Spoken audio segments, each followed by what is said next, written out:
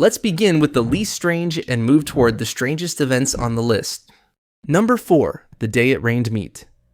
On March the 3rd, 1876, in Bath County, Kentucky, a strange event took place. When a woman named Mrs. Crouch was outside making soap, something completely insane happened. Meat started falling from the sky. Not just a little, chunks of red meat up to 10 centimeters wide rained down like nature had a personal vendetta against vegetarians.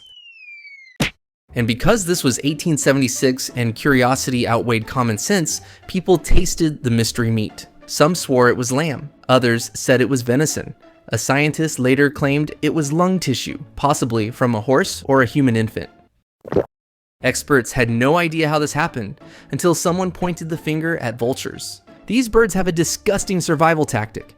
When they feel threatened or too full to fly, they projectile vomit their last meal. So, the leading theory is, a group of vultures had a little too much to eat, got spooked mid-flight, and, well, shared their lunch with the folks below. To this day, nobody knows for sure, but in Bath County, Kentucky, they've embraced the weirdness. A chunk of the original meat shower is even on display in a museum. One thing's for sure, March 3rd, 1876 will forever be remembered as the day Kentucky got served from above.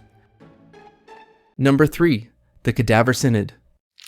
In January 897 AD, the Catholic Church held one of the most bizarre legal proceedings in history, when Pope Stephen VI ordered the exhumation of his predecessor, Pope Formosus, to stand trial posthumously. Formosus had been dead for about 7 months. His body was disinterred, dressed in papal vestments, and brought to the Basilica of St. John Lateran. The macabre spectacle, known as the Cadaver Synod, saw Pope Stephen VI presiding over the trial, with the deceased pontiff accused of perjury and illegally assuming the papacy. A deacon was appointed to speak on behalf of Formosus, but unsurprisingly, the defense was less than compelling. Stephen VI passionately listed the charges, including that Formosus had uncanonically transferred between bishoprics and had perjured himself. The verdict was predictably guilty. As punishment, Formosus's papal vestments were stripped, and the 3 fingers he used for blessings were cut off. The desecrated body was then dragged through the streets of Rome and cast into the Tiber River, a final indignity for the former pope. Yet this grotesque trial shocked the Roman populace, leading to widespread outrage. The public's revulsion culminated in the arrest of Pope Stephen VI. He was deposed and later met a grim fate, strangled in prison. In the aftermath, Pope Theodore II convened a synod that annulled the Cadaver Synod's decisions, restoring Formosus's honor and ensuring his body was reburied with proper rites. The Cadaver Synod remains a stark reminder of the lengths to which political and religious animosities can drive individuals, resulting in one of history's most macabre and surreal trials. Number 2, the Dancing Plague. In July 1518, the residents of Strasbourg, then part of the Holy Roman Empire, now in modern-day France, witnessed an event that would go down in history as one of the strangest cases of mass hysteria ever recorded. It all began when a woman known as Frau Trophäa stepped into the street and began to dance. There was no music, no festival, just an uncontrollable urge to move. She danced for hours, and when exhaustion set in, she rested briefly, only to resume her relentless jig. Within days, dozens of others had joined her, seized by the same inexplicable compulsion. Men, women, and even children danced fervently, unable to stop as if possessed by an unseen force. Authorities and medical professionals were baffled. Some believed it was a natural disease caused by hot blood, while others suspected supernatural forces or divine punishment.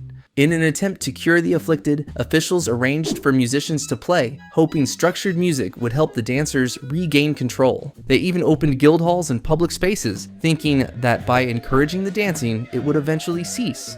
But the plan backfired.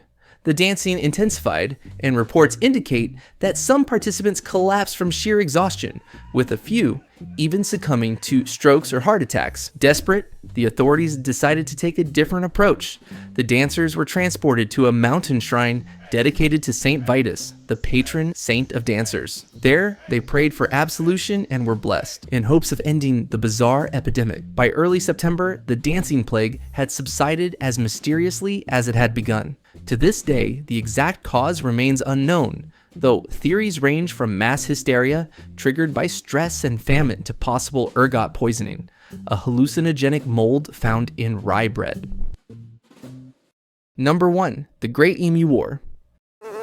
In 1932, Australia launched a military operation not against another country, not against rebellion, but against emus.